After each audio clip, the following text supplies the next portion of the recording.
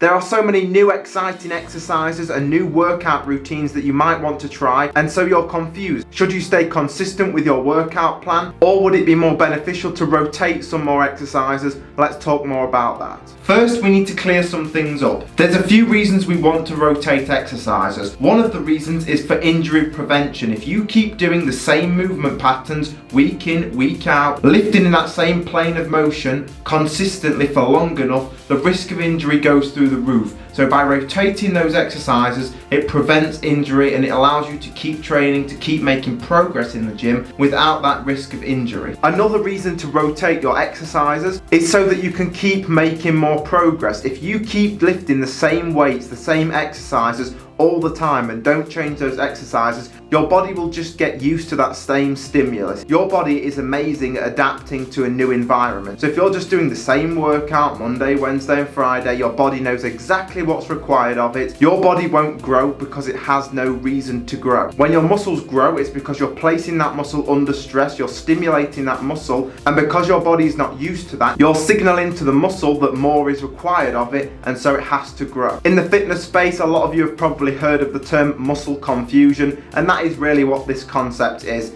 that the more you stick to an exercise, the more your body just gets used to that exercise. Now, on the flip side of that, I say, hold up, wait a minute, something ain't right. if we rotate the exercises too frequently, then what's going to happen is you never give your body chance to get used to the exercise, to actually perfect your form, because a lot of building muscle is actually getting really good at an exercise, and it's actually more about how the individual gets the most out of that exercise. Because me doing a barbell bench press, I will get completely different results to a beginner who's lifting with poor form. And if you've not given yourself enough time to make progress on those movements, then you're going to struggle to grow. So there's clearly a sweet spot that we have to hit. We don't want to rotate the exercises too frequently, but we don't want to not rotate them at all. So what is the solution? How often should you change your workout program and rotate your exercises? So we have the big three lifts. We have the barbell bench press, we have the overhead press, and we have the squat. Now, you would actually include deadlifts into this, but not everybody has deadlifts in their program, especially if you're not trying to build strength. Not that deadlifts are not good for hypertrophy, but you don't always have them in a hypertrophy based program. Whereas the overhead press,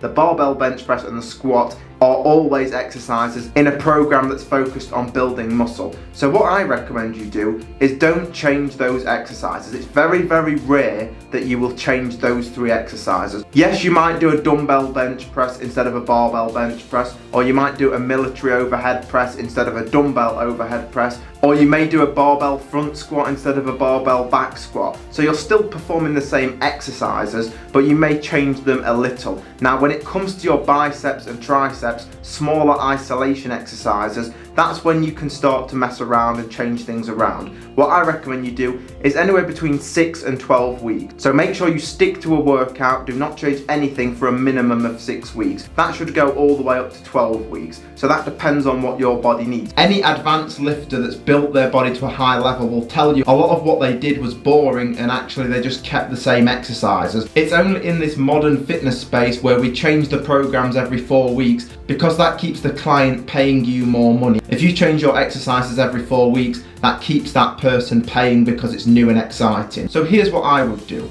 For 8 weeks, I would stick to a barbell bench press, I would stick to squats, I would stick to a dumbbell overhead press. I would then choose some bicep and tricep exercises, whatever I wanted to do in that program. And then after 8 weeks, I might change to a dumbbell bench press. I might change to an overhead barbell press. I might change from a front squat to a back squat. I might take the squats out and bring deadlifts in. If you wanted to, every 4 weeks, you could change the biceps and triceps exercise. And that's how I would keep it flowing. That's how I would change my routine, because the average program lasts around 8 to 12 weeks. When I personally program a workout, it usually lasts 12 weeks. That's usually how long I would run a program for. The video I want you to go and watch next is on screen right now. If you're struggling with a lagging body part, maybe your biceps are struggling to grow, or maybe it's the chest, you can't seem to get your chest to grow, then go over and watch that video. I'm going to explain exactly how you can bring up that lagging body part.